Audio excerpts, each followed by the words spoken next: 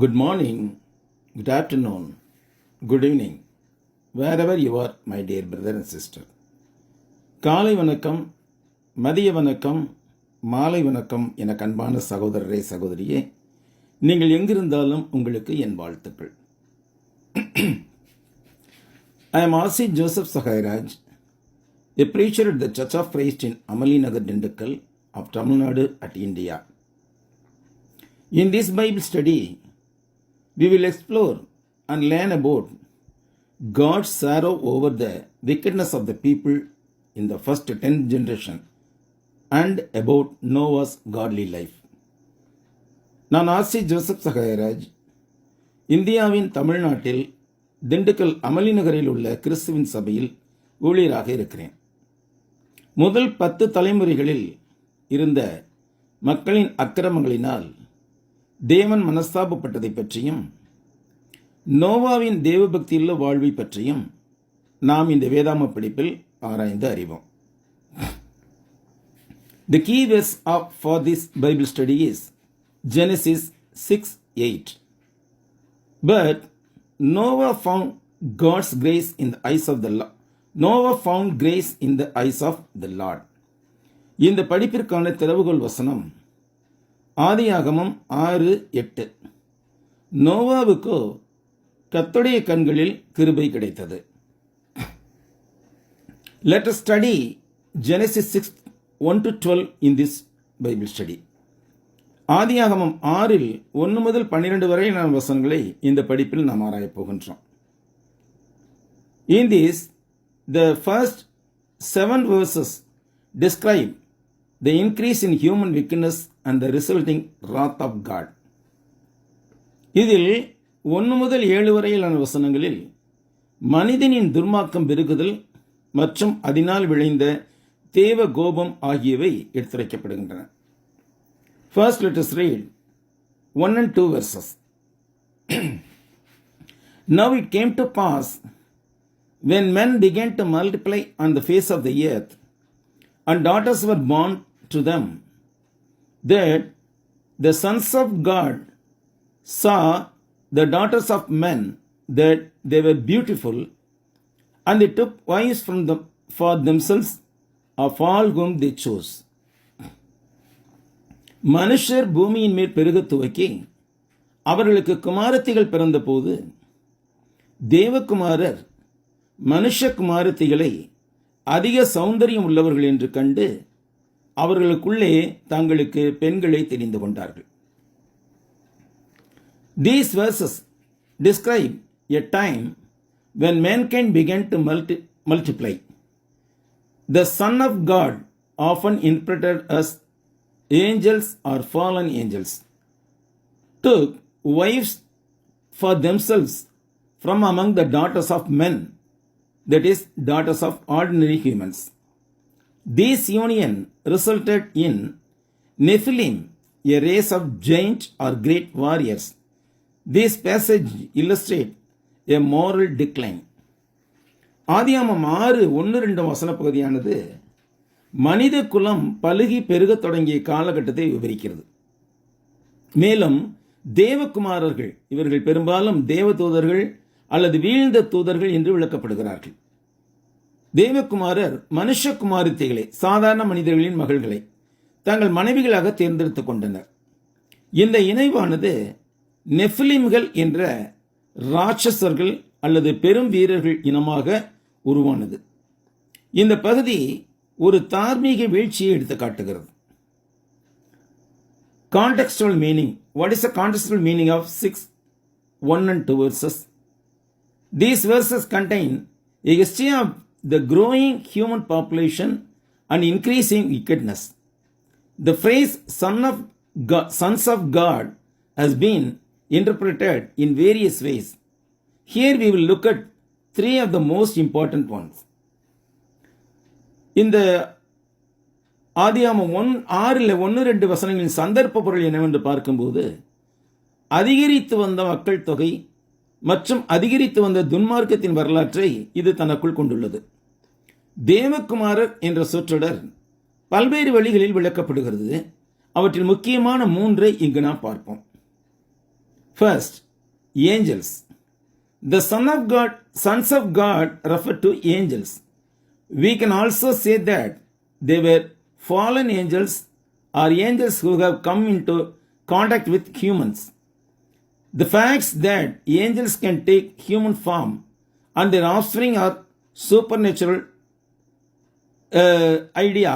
These facts support this view. தேவதூதர்கள், தேவகுமாரர் என்பது தேவதூதர்களை குறிக்கிறது.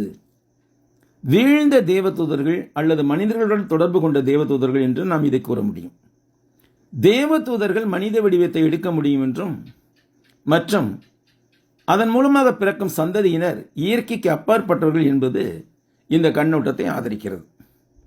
Second, descendants of Seth. Another interpretation suggests that the sons of God refers to the descendants of Seth, and the daughters of men refer to the descendants of Cain. This view suggests a mixed marriage of divine and non-divine descendants.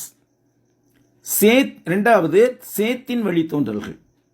தேவகுமாரர் என்பது சேத்தின் வழித்தோன்றல்களை குறிக்கிறது என்றும் மனுஷகுமாரத்திகள் என்பது காயினின் வழித்தோன்றல்களை குறிக்கிறது என்றும் மற்றொரு விளக்கம் இருக்கிறது. இந்த கண்ணோட்டம் தெய்வீகமான மற்றும் தெய்வீகமற்ற வழித்தோன்றல்களின் கலப்பு திருமணத்தை சுட்டி காண்பிக்கிறது. Third view is human rulers. This third interpretation proposes that the sons of God were powerful human rulers who took many wives or concubines. மூன்றாவது கருத்து என்னவென்று பார்க்கும்போது மனித ஆட்சியாளர்கள். இந்த மூன்றாவது விளக்கம் தேவகுமாரர் என்பவர்கள் பல மனைவிகளையோ அல்லது காம கிழத்திகளையோ சேர்த்து கொண்ட சக்தி வாய்ந்த மனித ஆட்சியாளர்கள் என்று முன்மொழிகிறது. Daughters of men. This phrase refers to ordinary human women. மனுஷ குமாரத்திகள் என்ற இந்த சொற்றொடர் சாதாரண மனித பெண்களை குறிக்கிறது. Next we are going to see a word Nephilim. The offspring of these unions are referred to in verse 4 in the Hebrew scriptures as Nephilim. இந்த இணைப்புகளின் சந்ததியார்கள் 4ஆம் வசனத்தில் எபிரேய வேதாகமத்தில் நெஃபிலிம்கள் என்று குறிப்பிடப்படுகிறார்கள்.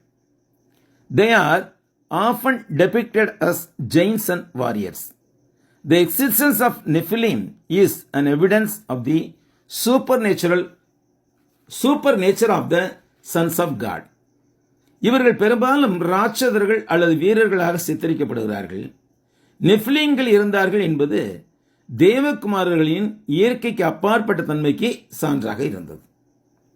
In Genesis 6:2, we find a brief explanation of the phrase sons of God.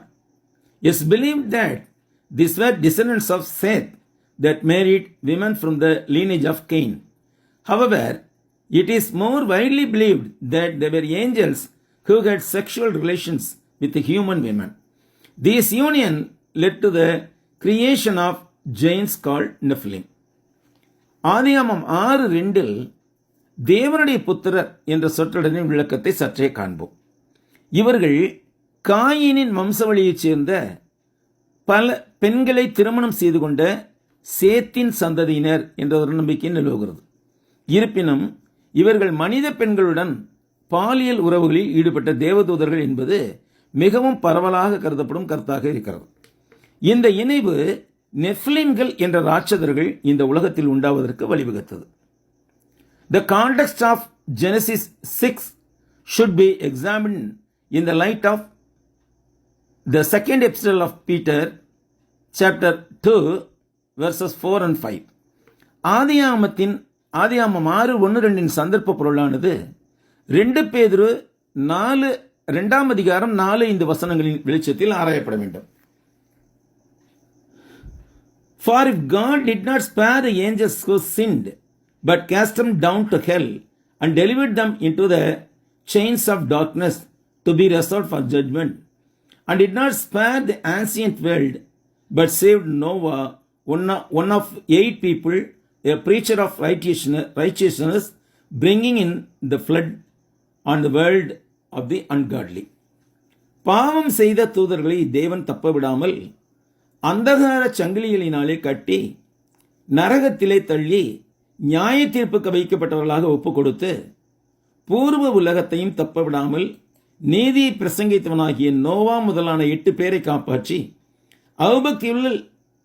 அவபக்தியுள்ளவர்கள் நிறைந்த உலகத்தின் மேல் ஜலப்பிரளயத்தை வரப்பண்ணினார். Angelic rebellion. This view suggests that these angels had previously rebelled against God and took on human form and engaged in sexual relations with human women. தேவதூதர்களின் கிளர்ச்சி. தேவனுக்கு எதிராக முன்பு கலகம் செய்த இந்த தேவதூதர்கள் மனித வடிவத்தை எடுத்து மனித பெண்களுடன் பாலியல் உறவுகளில் ஈடுபட்டதாக இந்த கருத்து தெரிவிக்கிறது. Now let's come to the verse 3. Genesis 6:3. And the Lord said, My spirit shall not strive with man forever, for he is indeed flesh, yet his days shall be 120 years. அப்பொழுது கர்த்தர், என் ஆவி என்றைக்கும் மனுஷனோட போராடுவதில்லை, அவன் மாம்சந்தானே, அவன் இருக்க போகிற நாட்கள் 120 வருஷம் என்றார். This verse can be understood in 2 basic ways. First, it indicates that there were yet only 120 years left before the flood. Second, it indicates that the human lifespan was shortened to 120 years. இந்த வசனம் 2 அடிப்படையான வழிகளில் புரிந்து கொள்ளப்படலாம். முதலாவது, இது பெருவெள்ளம் வருவதற்கு முன்பு இன்னும் 120 ஆண்டுகளே இருந்தன என்பதை குறிக்கிறது. இரண்டாவது, இது மனிதனின் ஆயுட்காலத்தின் வரம்பு 120 ஆண்டுகளாக குறுக்கப்பட்டது என்பதை குறிக்கிறது. The explanation 1. There were only 120 years left before the flood. This explanation suggests that God's statement in Genesis 6:3 is a direct declaration of the time remaining before the flood. விளக்கம் 1 பார்க்கும்போது, பெருவெள்ளம் வருவதற்கு இன்னும் 120 ஆண்டுகளே இருந்தன. ஆதியாகமம் 6:3 உள்ள தேவனின் இந்த கூற்றானது பெருவெள்ள தீர்ப்புக்கு முன் மீதமுள்ள காலத்தின் நேரடி அறிவிப்பாகும் என்று இந்த விளக்கம் கூறுகிறது. This means that God decided to give people 120 years to repent before the flood. This coincides with the time of Noah's ministry and the building of the ark. During these 120 years, Noah not only built the ark, but also preached by the Spirit of Christ to the people of his days that were in bondage to Satan. தேவன் ஜலப்பிரளயத்துக்கு முன் மக்கள் மனம் திரும்ப 120 ஆண்டுகள் கொடுக்க முடிவு செய்தார் என்று எதிர்பார்க்கப்படுகிறது. இது நோவாவின் ஊழியம் மற்றும் பேழை கட்டுமான காலத்துடன் ஒத்துப்போகிறது. இந்த 120 ஆண்டுகளில் நோவா பேழையை கட்டியதோடு சாத்தானின் அடிமைத்தலையில் விழுந்து கிடந்த தம் கால மக்களுக்கு கிறிஸ்துவின் ஆவியை கொண்டு பிரசங்கித்தார். We learn this from the first epistle of Peter, chapter 3, verses 18 to 20. இதை நாம் 1 பேதுரு 3:18-20 வசனப்பகுதியின் மூலம் அறிகிறோம். For Christ also suffered once for sins, the just for the unjust, that he might bring us to God, being put into death in the flesh, but made alive by the Spirit, by whom also he went and preached to the spirits in prison, who formerly were disobedient, when once the divine long-suffering waited in the days of Noah, while the ark was being prepared, in which few, that is 8 souls, were saved through water. ஏனெனில் கிறிஸ்துவும் நம்மை தேவனிடத்தில் சேர்க்கும்படி அநீதியுள்ளவர்களுக்கு பதிலாக நீதியுள்ளவராய் பாவங்களின் நிமித்தம் ஒரு தரம் பாடுபட்டார். அவர் மாம்சத்திலே கொலையுண்டு ஆவியிலே உயிர்ப்பிக்கப்பட்டார். அந்த ஆவியிலே அவர் போய் காவலில் உள்ள ஆவிகளுக்கு பிரசங்கித்தார். அந்த ஆவிகள் பூர்வத்திலே நோவா பேழையை ஆயத்தம் பண்ணும் நாட்களிலே தேவன் நீடிய பொறுமையோடு காத்திருந்த போது கீழ்ப்படியாமல் போனவைகள். அந்த பேழையிலே சிலராகி 8 பேர் மாத்திரம் பிரவேசித்து ஜலத்தினாலே காக்கப்பட்டார்கள். Next comes the explanations 2. அடுத்து விளக்கம் 2 வருகிறது. The lifespan of mankind was shortened to 120 years. This explanation proposes that Genesis 6:3 refers to the shortening of human lifespan after the flood. Before the flood, people lived very longer lives. But after that, God decided to shorten the lifespan of humans to 120 years. அடுத்த விளக்கம் 2 வருகிறது.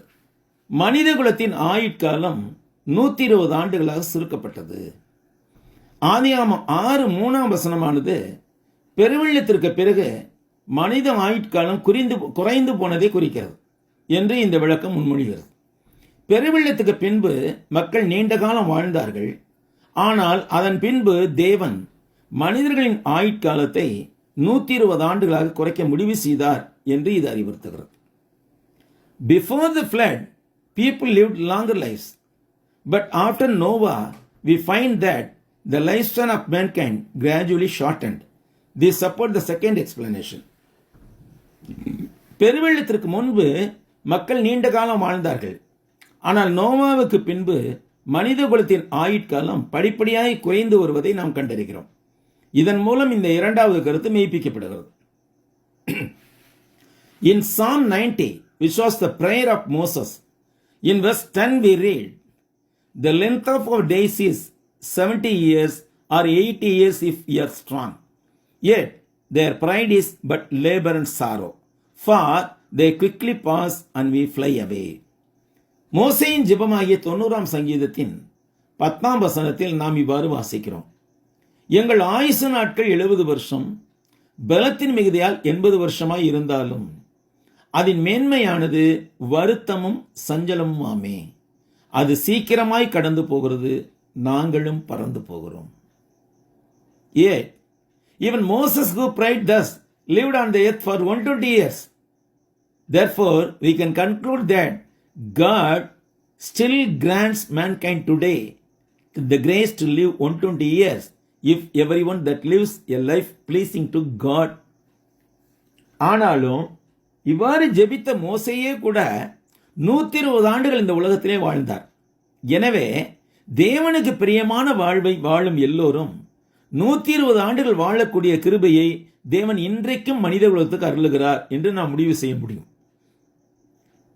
Ecclesiastes 7:17 tells us about two things that can shorten our lifespan.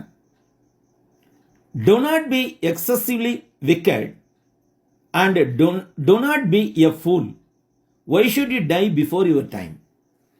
இந்த வாழ்நாளை குறைத்துக் கொள்ளக்கூடிய 2 செயல்களை பற்றி பிரசங்கி 7:17 நமக்கு உணர்த்துகிறது. மெஞ்சின துஷ்டனாயிராதே, அதிக பேதையுமாயிராதே, உன் காலத்துக்கு முன்னே நீ ஏன் சாக வேண்டும்? Next comes the verse 4. Genesis 6:4. There were giants on the earth in those days, and also afterward, when the sons of God came into the daughters of men, and they bore children to them. They were mighty men who were of old men of renown. அந்நாட்களில் ராட்சதர் பூமியில் இருந்தார்கள். பின்பு தேவகுமாரர் மனுஷகுமாரத்திகளோட கூடுகிறதுனால் இவர்கள் அவர்களுக்கு பிள்ளைகளை பெற்ற போது இவர்களும் பூர்வத்தில் பெயர் பெற்ற மனுஷராகிய பலவான்கள் ஆனார்கள்.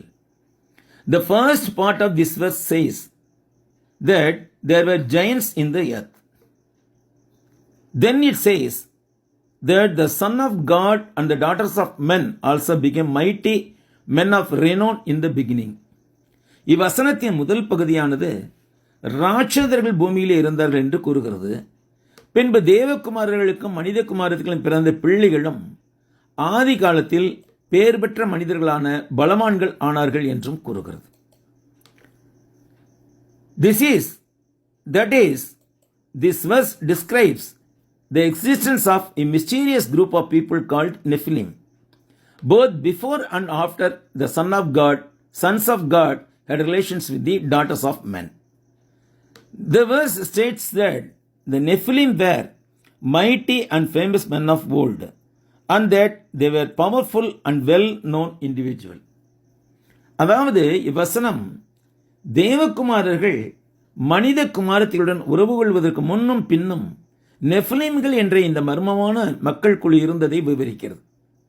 இந்த நெஃபிலிம்கள் பண்டைய காலத்தில் வலிமை மிக்க மற்றும் புகழ்பெற்ற மனிதர்களாக இருந்தார்கள் என்றும் அவர்கள் சக்தி வாய்ந்த மற்றும் நன்கு அறியப்பட்ட நபர்களாக இருந்தார்கள் என்றும் இந்த வசனம் குறிப்பிடுகிறது. நெஃபிலிம், the term often translated as giants or fallen ones, is found in the text. Their true nature is somewhat obscure, but it appears that they were prominently present on the earth at that time. நெஃபிலிம்கள் ராட்சதர்கள் அல்லது வீழ்ந்தவர்கள் என்று பெரும்பாலும் மொழிபெயர்க்கப்படும் இந்த சொல்லானது இந்த வசனத்தில் உள்ளது. இவர்கள் உண்மையான இயல்பு சற்றே விளக்கப்படுகிறது. ஆனால் அவர்கள் அந்த நேரத்தில், அந்த காலத்தில் பூமியில் குறிப்பிடத்தக்க வகையில் வாழ்ந்து கொண்டிருந்ததாக தெரிகிறது. Now we come to the verse 5.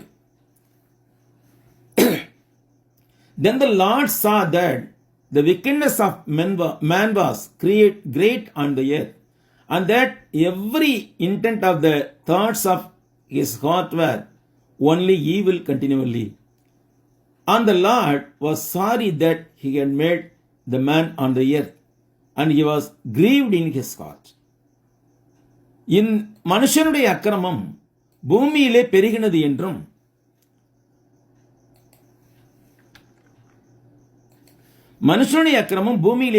என்றும் அவன் இருதயத்தின் நினைவுகளின் தோற்றமெல்லாம் நித்தமும் பொல்லாததே என்றும் கர்த்தர் கண்டு தாம் பூமியிலே மனுஷனை உண்டாக்கினதற்காக கர்த்தர் மனஸ்தாபப்பட்டார்.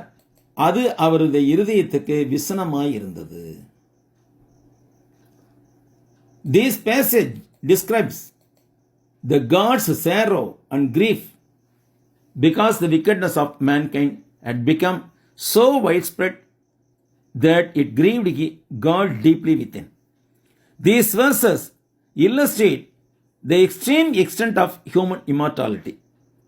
மனித குலத்தின் துன்மார்க்கம் மிகவும் பரவலாகி தேவனை உள்ளுக்குள் மிகவும் துக்கப்படுத்தியதால் தேவனின் துக்கத்தையும் வருத்தத்தையும் இவ்வசன பகுதி விவரிக்கிறது. இவ்வசனங்கள் மனித ஒழுக்கக்கேட்டின் மிதமிஞ்சிய அளவை எடுத்து காட்டுகின்றன. We say that wickedness of the man has become extreme in these days in which we live. But here we see that the wickedness of the man has become extreme in the 10th generation of Adam itself. நாம் வாழ்கிற இந்த நாட்களில் மனிதர்களின் அக்கிரமம் மிதமிஞ்சி போய்விட்டது என்று நாம் கூறுகிறோம். ஆனாலும் ஆதாமின் 10வது தலைமுறையிலேயே மனிதர்களின் அக்கிரமம் மிதமிஞ்சி போய்விட்டதாக இங்கு நாம் காண்கிறோம். Here we see that every imagination of the thought of man's heart was only evil continually. This deep evilness led God to regret for creating mankind and to contemplate sending a catastrophic flood to cleanse the earth. அவனது இருதயத்தின் நினைவுகள் ஒவ்வொன்றும் தொடர்ந்து தீமையாகவே இருந்தது என்று இங்கு நாம் காணுகிறோம். மனுஷனுடைய இந்த ஆழமான தீமையான எண்ணமானது மனித குலத்தை படித்ததற்காக தேவன் வருத்தப்படவும் பூமியை சுத்திகரிக்க ஒரு பேரழிவு வெள்ளத்தை அனுப்புவதை பற்றி சிந்திக்கவும் வழிவகுத்தது. This verse emphasizes the prevalence of evil not only in actions but also in the thoughts and imaginations of the people's heart. The Hebrew word translated continually can also mean all the time or without ceasing. This highlights the constant and pervasive nature of evil. இந்த வசனம் செயல்களில் மட்டுமல்ல, மக்களின் இதயங்களிலும் எண்ணங்களிலும் கற்பனைகளிலும் தீமையின் பரவுதலை வலியுறுத்துகிறது. தொடர்ந்து என்று மொழிபெயர்க்கப்பட்ட கோல்ஹைம் என்ற எபிரேய வார்த்தையானது எல்லா நேரமும் அல்லது இடைவிடாமல் என்றும் அர்த்தப்படுகிறது. தீமையின் நிலையான மற்றும் பரவலான தன்மையை இது எடுத்து காட்டுகிறது. Next, God regretted that he had made man on the earth and it grieved him at his heart. This verse explains that God was deeply saddened and grieved at having created mankind when he saw their wickedness. அடுத்து தேவன் பூமியில் மனிதனை படைத்ததற்காக மனஸ்தாபப்பட்டார். அது அவருடைய வசனத்துக்கு அது அவருடைய இருதயத்திற்கு விசனமாயிருந்தது. இந்த வசனம் மனிதகுலத்தின் துன்மார்க்கத்தை கண்டு அவர்களை படைத்ததற்காக தேவன் மிகவும் வருத்தமும் துக்கம் அடைந்தார் என்பதை விளக்குகிறது. The phrase, "it grieved him at his heart," expresses the deep feeling of pain and disappointment in God's heart. அது அவரது இருதயத்துக்கு விசனமாய் இருந்தது என்ற சொற்றொடர் தேவனுடைய இருதயத்தில் ஏற்பட்ட ஆழ்ந்த உணர்வின் வலியையும் ஏமாற்றத்தையும் வெளிப்படுத்துகிறது. Next comes 7th verse. So the Lord said, I will destroy man whom I have created from the face of the earth, both man and beast, creeping things and birds of the earth, for I am sorry that I have made them. அப்பொழுது கர்த்தர், நான் சிருஷ்டித்த மனுஷனை பூமியின் மேல் வைக்காமல் மனுஷன் முதற்கொண்டு மிருகங்கள், ஊரும் பிராணிகள், ஆகாயத்து பறவைகள் பரியந்தமும் உண்டாயிருக்கிறவர்களை நிக்கிரகம் பண்ணுவேன். நான் அவர்களை உண்டாக்கினது எனக்கு மனஸ்தாபமாய் இருக்கிறது என்றார். This verse describes God's decision to destroy mankind because of their widespread wickedness. It also shows the depth of man's wickedness and God's sorrow for it. இவ்வசனம் மனிதகுலத்தின் பரவலான துன்மார்க்கத்தால் அவர்களை அழிக்க தேவன் எடுத்த முடிவை விவரிக்கிறது.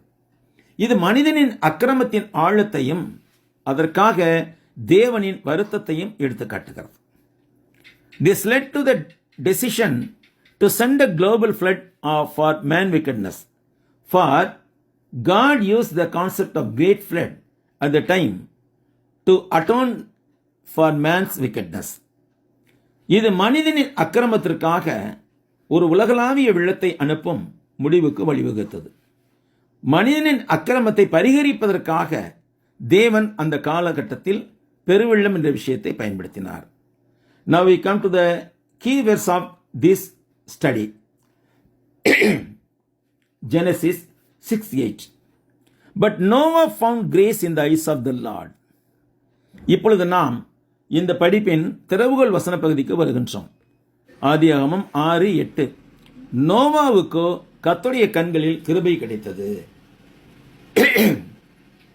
God's mercy and grace were extended to Noah despite the general immortality of the world surrounded by wickedness. Noah, though he lived among sinful people, was seen as righteous in God's eyes. He was chosen for a special purpose. துன்மார்க்கத்தால் சூழப்பட்ட உலகத்தில் பொதுவான ஒழுக்கக்கேடு இருந்த போதிலும் நோவாவின் மீது தேவனின் கருணையும் தயவும் பொழியப்பட்டது. நோவா பாவமுள்ள மக்களின் மத்தியில் வாழ்ந்த போதிலும் தேவனின் பார்வையில் நீதிமானாக காணப்பட்டார். அவர் ஒரு சிறப்பான நோக்கத்திற்காக தேர்ந்தெடுக்கப்பட்டார். The preceding verses of the Genesis 6 describe a world filled with violence and sin, that mankind's wickedness was rampant. Yet Noah was righteous, blameless among his contemporaries, and he walked with God. This refers to his close relationship with God and his life in harmony with his will. ஆதியாகமம் 6 முந்தைய வசனங்கள் வன்முறையாலும் பாவத்தாலும் நிறைந்த ஒரு உலகத்தை பற்றி விவரித்தன. அங்கு மனித குலத்தின் துன்மார்க்கம் தீவிரமடைந்தது. ஆனாலும் நோவா ஒரு நீதிமானாகவும் அவரது சமகாலத்தினுடையே குற்றமற்றவராகவும் தேவனோடு சஞ்சரித்தவராக இருந்தார். இது அவர் தேவனோடு கொண்டிருந்த நெருங்கிய உறவையும் அவரது சித்தத்திற்கு ஏற்ப வாழ்ந்த வாழ்க்கையையும் குறிக்கிறது. The phrase found favor in the eyes of the Lord indicates that Noah found favor and mercy in God's sight. It expresses God's kindness and compassion. கர்த்தருடைய கண்களில் கிருபை கிடைத்தது என்ற சொற்றொடர் நோவா தேவனுடைய தயவையும் கருணையும் பெற்றார் என்பதை குறிக்கிறது. இது தேவனுடைய தயவையும் இரக்கத்தையும் வெளிப்படுத்துகிறது. This grace shown to Noah is directly related to God's decision to save him and his family from the coming flood. God chose Noah to build the ark and preserve mankind and the animals. நோவாவுக்கு காட்டப்பட்ட இந்த கிருபை வரவிருக்கும் வெள்ளத்திலிருந்து அவனையும் அவனது குடும்பத்தையும் காப்பாற்ற தேவன் எடுத்த முடிவோடு நேரடியாக தொடர்புடையதாக இருக்கிறது. பேழையை கட்டவும் மனிதகுலத்தையும் விலங்குகளையும் பாதுகாக்கவும் தேவன் நோவாவை தேர்ந்தெடுத்தார். Genesis 6:8 emphasizes that even in a world filled with widespread sin, God can find those who are righteous in His sight and extend His grace to them. Here we see God's justice in judging sin and His mercy in saving the faithful. பரவலான பாவம் நிறைந்த உலகில் கூட தேவன் தம்முடைய பார்வையில் நீதிமான்களாக இருப்பவர்களை கண்டுபிடித்து அவர்களுக்கு தம்முடைய கிருபையை அருள முடியும் என்பதை ஆதியாகமம் 6:8 வலியுறுத்துகிறது. பாவத்தை நியாயம் தீர்ப்பதில் தேவனின் நீதியையும் உண்மையுள்ளவர்களை காப்பாற்றுவதில் அவருடைய கருணையையும் இங்கு நாம் காண முடிகிறது. Noah did not find favor in the eyes of men. They hated him and persecuted him because of his righteous life. By his thoughts, words and deeds, Noah condemned the wickedness of the other men who lived in the world. But he found favor in the eyes of the Lord. This made him truly more honorable than the famous men of his days. This should be our main desire. நோவாவுக்கு மனிதர்களின் பார்வையில் தயவு கிடைக்கவில்லை. அவருடைய நீதியான வாழ்க்கையின் நிமித்தமாக அவர்கள் அவரை வெறுத்து துன்புறுத்தினார்கள். ஏனென்றால் அவர் தமது சிந்தனையாலும் வார்த்தையாலும் வாழ்க்கையின் ஒவ்வொரு செயலினாலும் உலகில் வாழ்ந்த மற்ற மனிதர்களின் துன்மார்க்கத்தை கண்டனம் செய்தார். ஆனால் அவர் கர்த்தருடைய பார்வையில் கிருபையை கண்டார். இது அவரை அவர் காலத்தில் வாழ்ந்த புகழ்பெற்ற மனிதர்களை விட உண்மையிலேயே அதிக மரியாதைக்குரியவராக மாற்றியது. இதுவே நமது முக்கிய விருப்பமாக இருக்க வேண்டும். We should seek to be accepted by God. To that end, we must be His servants. Having been incorporated into His kingdom, the church, we are obliged to do the glorious ministry that God has assigned to us. நாம் தேவனால் ஏற்றுக்கொள்ளப்படுவதை நாட வேண்டும். அதற்காக அவருக்கு ஊழியம் செய்வர்களாய் இருக்க வேண்டும். அவருடைய ராஜ்யமாகிய சபையில் இணைக்கப்பட்டுள்ள நாம் நமக்கு கிறிஸ்து நியமித்துள்ள மகிமையான ஊழியத்தை செய்ய கடமைப்பட்டவர்களாய் இருக்கிறோம். Noah kept his integrity among the wicked people of his day. God's goodwill toward Noah produced this good deed in Noah. We too must live as people that keep our faith and confess it to others among the wicked and unbelieving people of this world in which we are living. Noah தம் காலத்தில் வாழ்ந்த பொல்லாத மனிதர்களின் மத்தியில் தமது உத்தமத்தன்மையை காத்து கொண்டார். நோவாவிடம் தேவன் கொண்டிருந்த நல்லெண்ணம் நோவாவுக்குள் இந்த நல்ல செயலை உருவாக்கிற்று. நாமும் கூட நாம் வாழ்கிற இந்த உலகத்தில் உள்ள பொல்லாத அவிசுவாசம் கொண்ட மக்கள் மத்தியில் நம் விசுவாசத்தை காத்துக்கொண்டு அதை பிறருக்கு அறிக்கையிடுகிற மக்களாக வாழ வேண்டும். Noah was a righteous man. Therefore, he was sanctified. He had right principles. He was honest and devout, and he had been doing the will of God as his constant concern. Noah ஒரு நீதியுள்ள மனிதராக இருந்தார். எனவே அவர் பரிசுத்தப்படுத்தப்பட்டார். அவர் சரியான கொள்கைகளை கொண்டிருந்தார். அவர் நேர்மையானவராக பக்தியுள்ளவராக இருந்தார். மேலும் அவர் தேவனின் சித்தத்தை செய்வதையே தமது நிலையான அக்கறையாக கொண்டிருந்தார். Like swimming against the water current, declaring our firm faith in God before unbelievers also is a very difficult task. Noah did exactly this. நீரோட்டத்திற்கு எதிராக நீந்துவதைப் போலவே தேவனை விசுவாசியாத மக்களுக்கு முன்பாக தேவன் மீதுள்ள நமது உறுதியான விசுவாசத்தை அறிக்கையிடுவதும் மிகவும் கடினமான செயலாகவே இருக்கிறது. நோவா இதையே மிகச் சரியாக செய்தார். Like that, let us throw off every encumbrance and the sin that so easily entangles, and let us run with endurance the race set for us. நாமும் கூட பாரமான யாவற்றையும் நம்மை சுற்றி நெருக்கி நிற்கிற பாவத்தையும் தள்ளிவிட்டு விசுவாசி துவக்கிறவரும் முடிக்கிறவருமாயிருக்கிற இயேசுவை நோக்கி நமக்கு நியமித்திருக்கிற ஓட்டத்தில் பொறுமையோடு ஓட வேண்டும். Even if no one joins us, even if we are left alone, we must have firm faith in God.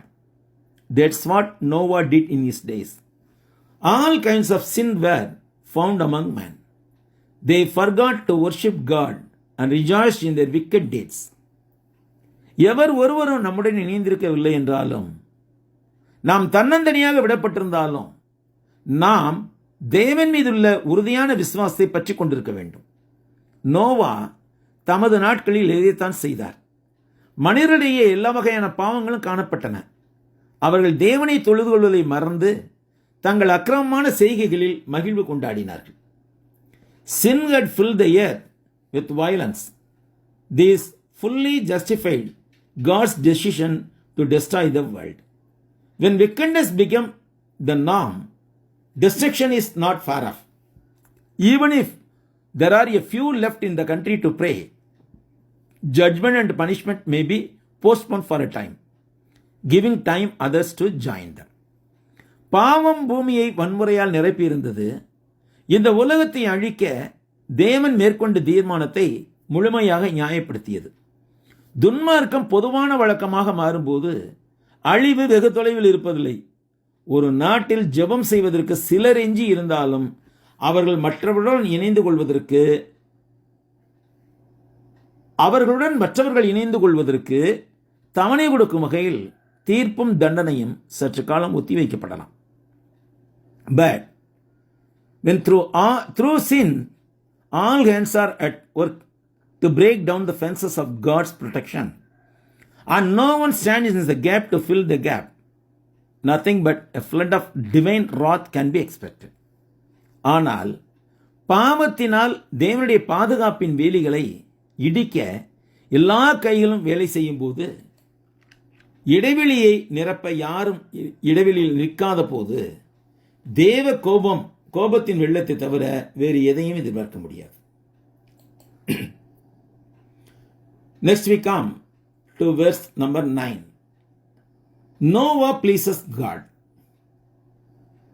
9 and 10 we will read. This is the genealogy of Noah.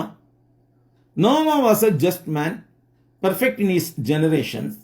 Noah walked with God, and Noah begot 3 sons, Shem, Ham, Japheth. அடுத்து 9-10 வசனங்களுக்கு வருகிறோம். நோவா தேவனுக்கு பிரியமானவராக இருந்தார். நோவாவின் வம்ச வரலாறு.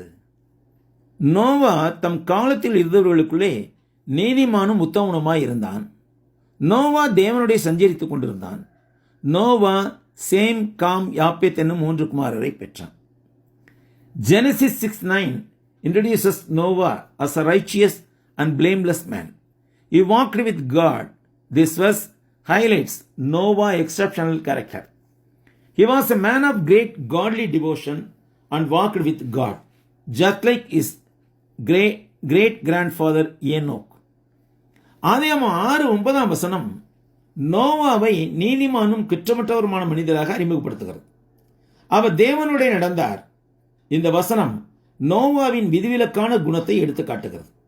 இவர் தமது கொள்ளு தாத்தாவான ஏனோக்கை போலவே மிகுந்த தேவபக்தியுள்ளவராகவும் தேவனோடு சஞ்சரிப்பவராகவும் இருந்தார். This verse indicates that Noah was a righteous man. This indicates that Noah's action and conduct were in harmony with God's will and standards of righteousness. Noah ஒரு நீதிமான் என்று வசனம் குறிப்பிடுகிறது. நோவாவின் செயல்களும் நடத்தையும் கடவுளின் சித்தத்துடனும் நீதியின் தராதரத்துடனும் ஒத்துப்போனதை இது குறிக்கிறது. He was upright when compared with others in his days. Noah lived a righteous life among the people of his day that were filled with wickedness and violence. And he walked with God. That is, he had a close relationship with God. Noah வாழ்ந்த காலத்தில் இருந்த மற்றவருடன் ஒப்பிடும்போது அவர் நேர்மையாளராக இருந்தார். மோசமான நடத்தையும் வன்முறையும் நிறைந்திருந்த அந்த கால மக்களிடையே நோவா நீதிமானாக வாழ்க்கை நடத்திக் கொண்டிருந்தார். மேலும் இவர் தேவனுடைய சஞ்சரித்துக் கொண்டிருந்தார், அதாவது தேவனோடு நெருங்கிய உறவு கொண்டிருந்தார். The 9th verse serves as a key point in Bible history because it describes a righteous man whom God chose to carry out his work before God destroyed the world with flood, to save Noah's family and, if possible, any other repentant people. Noah was a beacon of hope for people in a world plagued by sin. இந்த 9ஆம் வசனம் வேதாகம வரலாற்றில் ஒரு முக்கிய புள்ளியாக செயல்படுகிறது. ஏனென்றால் இது வெள்ளத்தால் உலகத்தை தேவன் அழிப்பதற்கு முன்னால் நோவாவின் குடும்பத்தாருக்கும் ஒருவேளை மனம் திரும்பினால் அவ்வாறு மனம் திரும்பிய மனிதர்களையும் கூட பாதுகாப்பதற்கும் தேவன் தனது செயலை நடப்பிக்க தேர்ந்தெடுத்த ஒரு உத்தமமான மனிதரை பற்றி விவரிக்கிறது. பாவத்தினால் பாதிக்கப்பட்ட இந்த உலகில் இருந்த மனிதர்கள் கரை சேர ஒரு கலங்கரை விளக்கமாக நோவா இருந்தார். This verse introduces us to 3 sons of Noah.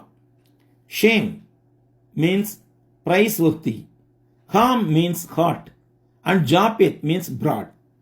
This verse is significant because these 3 men and their wives were the only ones, along with Noah and his wife, that survived the great flood. They were responsible for the repopulation of the earth after God's judgment on mankind's wickedness. இந்த வசனம் நோவாவின் 3 மகன்களை நமக்கு அறிமுகப்படுத்துகிறது. Same புகழ்ச்சிக்குரியவன், com சூடானவன் மற்றும் யாப்பேத் விரிவடைபவன் என்ற அர்த்தமுள்ள பெயர்களை கொண்டிருந்தார்கள். இந்த வசனம் முக்கியத்துவம் வாய்ந்தது. ஏனென்றால் இந்த 3 ஆண்களும் அவர்களது மனைவிகள் மட்டுமே நோவா மற்றும் அவர் மனைவியுடன் பெரும் வெள்ளத்திலிருந்து தப்பி பிழைத்தவர்கள். இவர்கள் மனிதகுலத்தின் துன்மார்க்கத்தின் மீதான தேவனின் நியாய தீர்ப்புக்கு பின்பு பூமியில் மீண்டும் மக்கள் தொகை பெருக காரணர்களாய் இருந்தார்கள். Verse 11th, the earth also was corrupt before God, and the earth was filled with violence. This verse describes the moral and spiritual corruption that had taken place in the pre-flood world, as wickedness and violence were rampant. It illustrates the corrupt course of the people of the earth based on their actions and character traits. இவ்வசனம் பெருவெள்ளத்திற்கு முன்பு இருந்த உலகில் துன்மார்க்கம் வன்முறை பரவலாக இருந்ததால் மனித குலத்தில் ஏற்பட்ட ஒழுக்க மற்றும் ஆன்மீக சிதைவை விவரிக்கிறது.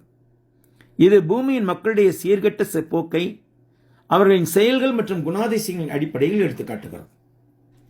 Corrupt. The people of the earth were corrupting their ways.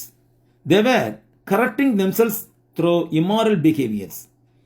This was the main reason why they were seen as wicked before God. This indicates that mankind had turned away from God's ways and embraced evil. சீர்கெட்டது. பூமியின் மக்கள் தங்கள் வழிகளை கெடுத்துக் கொண்டிருந்தார்கள். அவர்கள் ஒழுக்க சிதைவினால் தங்களை கெடுத்துக் கொண்டிருந்தார்கள்.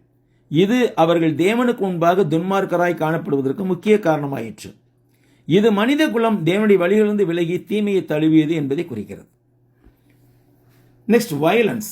This refers to a society that was characterized by injustice, oppression, and the destruction of the well-being of others. கொடுமை. இது அநீதி, அடக்குமுறை மற்றும் மற்றவர்களின் நல்வாழ்வை கெடுத்து போடுதல் ஆகியவற்றை கொண்டிருந்த சமூகத்தை குறிக்கிறது. This verse describes the evil qualities of the people of the world as mankind became completely wicked and their actions were a direct affront to God's holiness. மனிதகுலம் முற்றிலும் துன்மார்க்கமாக மாறிய நிலையில் இவ்வுலகத்தாரின் தீய குணங்களை இவ்வசனம் விவரிக்கிறது. மேலும் அவர்களின் தீய செயல்கள் தேவனுடைய பரிசுத்தத்துக்கு நேரடியான அவமானமாய் இருந்தன. Next we come to the last verse of this study. Verse 12. So God looked upon the earth, and indeed it was corrupt, for all flesh had corrupted their ways on the earth. Noah பூமியை பார்த்தார், இதோ அது சீர்கெட்டதாய் இருந்தது. மாம்சமான யாவரும் பூமியின் மேல் தங்கள் வழியை கெடுத்துக் கொண்டிருந்தார்கள். This describes God's observation of the condition of the earth before the flood. The verse goes on to say that all flesh had corrupted its way on the earth. This indicates that the widespread wickedness extended not only to humans but also all the living things. இது பெருவெள்ளத்திற்கு முன்பு பூமியின் நிலையை தேவன் கவனித்ததை விவரிக்கிறது. இந்த வசனம் பூமியில் மாம்சமான யாவும் தன் வழியை கெடுத்துக் கொண்டிருந்தார்கள் என்று மேலும் நமக்கு விளக்குகிறது. இது இந்த பரவலான துன்மார்க்கம் மனிதர்களுக்கு மட்டுமல்ல, அனைத்து உயிரினங்களுக்கு பரவியது என்பதை குறிக்கிறது. The earth was corrupt in God's sight. This refers to the deep and widespread moral corruption and wickedness that had developed on the earth. It describes the widespread sin and injustice that had taken hold of the pre-flood world. பூமி தேவனுடைய பார்வையில் சீர்கெட்டதாய் இருந்தது. இது பூமியில் ஆழமான மற்றும் பரவலான ஒழுக்கச் சிதைவு மற்றும் தீமைகள் வளர்ந்ததை குறிக்கிறது. இது பெருவெள்ளத்திற்கு முந்தைய உலகத்தில் பல வகையான பாவங்கள் பரவலாக ஆக்கிரமித்திருந்ததையும் அதனால் விளைந்த அநீதியையும் விவரிக்கிறது. All flesh had corrupted its way on the earth. This phrase emphasizes the universal nature of depravity. It indicates that not only human beings but also all the living things had departed from the way of life that was harmony with the will of God. மாம்சமான யாவரும் பூமியின் மேல் தங்கள் வழியை கெடுத்துக் கொண்டிருந்தார்கள் என்ற சொற்றொடர் மோசம் போகுதலின் உலகளாவிய தன்மையை வலியுறுத்துகிறது. இது மனிதர்கள் மட்டுமல்ல, எல்லா உயிரினங்களும் கூட தேவசத்திற்கேற்ற வாழ்க்கை முறையை விட்டு விலகி சென்று விட்டன என்பதை குறிக்கிறது. This verse explains the reason for God's decision to destroy the world by sending a great flood. The wickedness of mankind has reached a point where divine intervention was necessary to cleanse the earth and start anew. பெருவெள்ளத்தை அனுப்பி உலகத்தை அழிக்க தேவனெடுத்த முடிவுக்கான காரணத்தை இந்த வசனம் விளக்கப்படுத்துகிறது. பூமியை சுத்திகரித்து புதிதாக தொடங்க தெய்வீக தலையீடு அவசியமான ஒரு நிலையை மனிதகுலத்தின் துன்மார்க்கம் அடைந்துவிட்டது. This world has been on a downward spiral even in the first 10 generation of the human existence. In these days we are living in, we see violence and cruelty multiplying. The only solution to this is a life of obedience to the gospel of Jesus Christ. இந்த உலகமானது மனிதர்கள் வாழத் தொடங்கிய முதல் 10 தலைமுறைகளிலேயே தனது அழிவை நோக்கிய பயணத்தில் வேகமாக சென்றது. நாம் வாழும் இந்த நாட்களில் வன்முறையும் கொடுமைகளும் இன்னும் பல மடங்கு அதிகமாக காண்கிறோம். இயேசு கிறிஸ்துவின் சுவிசேஷத்துக்கு கீழ்ப்படிந்த வாழ்க்கை ஒன்றுதான் இவற்றுக்கான ஒரே தீர்வு ஆகும். If the Lord's will, we will continue this in our next Bible study class next Saturday at this same time.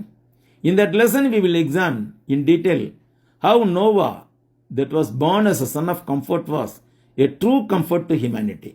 Until then, may God safeguard you. May God safeguard our spirit, soul and body from the evils of this world. இதன் தொடர்ச்சியை கர்த்தருக்கு சித்தமானால் எதிர்வரும் சனிக்கிழமை என்று இதே நேரத்தில் நாம் அடுத்த வேதாம வகுப்பில் ஆராய்ச்சி வகுப்பில் காண்போம். ஆறுதலை தரும் மகனாக பிறந்த நோவா மனித குலத்துக்கு எவ்வாறு ஒரு உண்மையான ஆறுதலாக இருந்தார் என்பதை அந்த படிப்பில் நாம் விரிவாக ஆராய்வோம். அதுவரை தேவன் நமது ஆவி ஆத்மா சரீரத்தை இந்த உலகின் தீமையிலிருந்து விலக்கி காத்துக்கொள்வாராக. Thank you brothers, thank you sisters. நன்றி சகோதரர்களே, நன்றி சகோதரிகளே.